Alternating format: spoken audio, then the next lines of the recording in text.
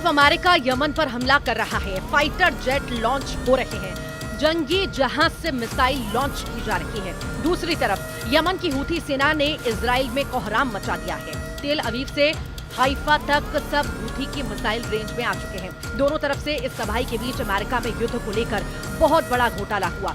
आरोप है कि डोनाल्ड ट्रंप के वॉर कैबिनेट ने यमन पर हमलों की जानकारी लीक कर दी है।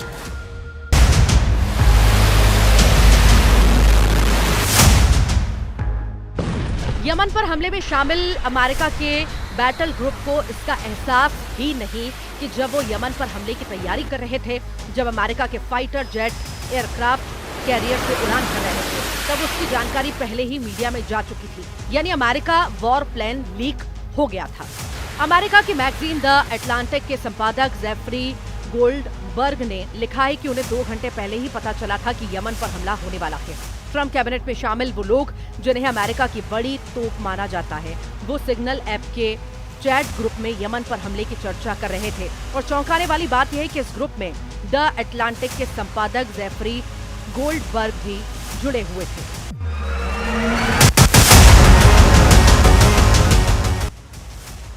इससे साफ है कि अमेरिका का वॉर प्लान घंटों पहले लीक हो गया था।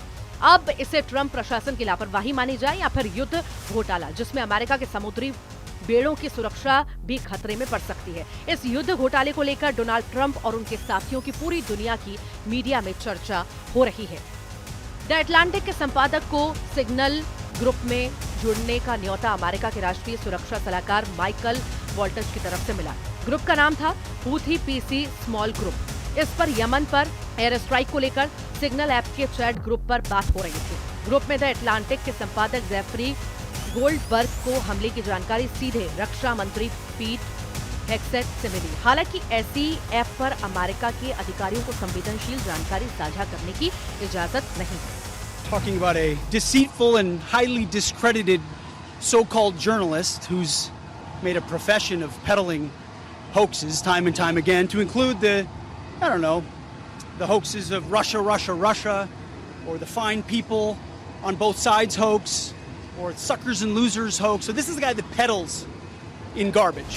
Honestly, my reaction was, I think I've discovered a massive security breach in the United States national security system, which is to say, it's almost automatically true that if the editor-in-chief of The Atlantic is being given access to this kind of information, weapons systems and packages and timing and weather in Yemen and all kinds of information about sequencing of particular events, then obviously there's a security breach.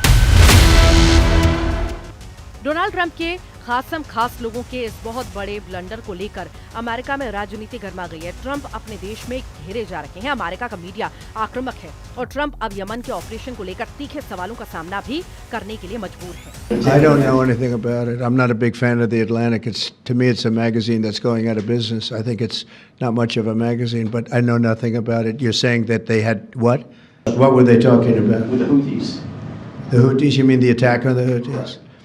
Well, it couldn't have been very effective because the attack was very effective. I can tell you that. I don't know anything about it. You're telling me about it for the first time. Anybody else? Donald Trump के लिए आए इस बवंडर से जाहिर है America के दुश्मन बहुत खुश होंगे। ईरान से लेकर रूस और चीन से लेकर हमास और हिजबुल्लाह सोच रहा होगा कि ट्रंप का वॉर कैबिनेट कितना गैर पेशेवर या कहें कि लापरवाह है। पूरे अमेरिका में ट्रंप को लेकर सवाल उठने लगे हैं। राष्ट्रीय सुरक्षा को लेकर बड़ी चूक बताई जा रही है। डेमोक्रेट सांसद चाहते हैं कि इसकी वॉर प्लान लीक की जांच होनी चाहिए। If these detailed exchanges about coordinating military operations fell into the hands of America's enemies, it could get people killed. It could severely harm our military. It would put America's national security in danger. This debacle requires a full investigation.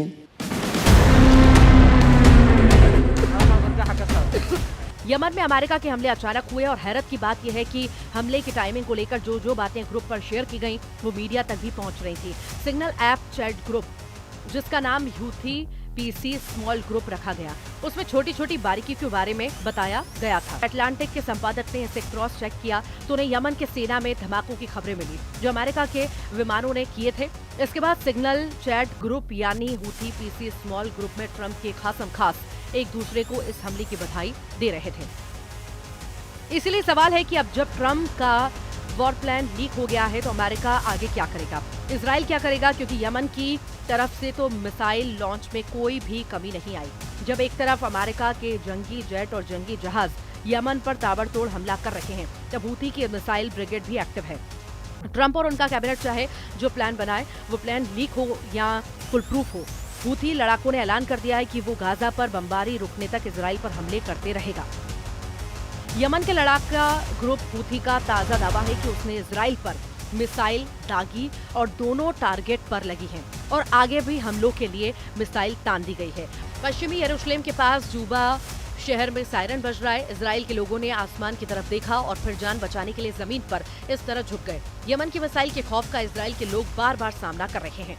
للشعب الفلسطيني المظلوم وإسنادا لمقاومته العزيزة الباسلة استهدفت القوة الصاروخية مطار بن غوريون في منطقة يافا المحتلة وذلك بصاروخين باليستيين أحدهما ذو الفقار والآخر فلسطين 2 الفرط صوتي وقد حققت العملية هدفها بنجاح بفضل الله। Yemen के Houthi target पर हमला करने का दावा कर रहे हैं, लेकिन इजराइल का कहना है कि दोनों मिसाइलों को इजराइल के एयर स्पेस में आने से पहले ही गिरा दिया गया। इसमें कोई शक नहीं है कि इजराइल का मिसाइल डिफेंस बहुत कारगर है, लेकिन हूथी पहले भी उत्तरी इजराइल तक हमला कर चुके हैं।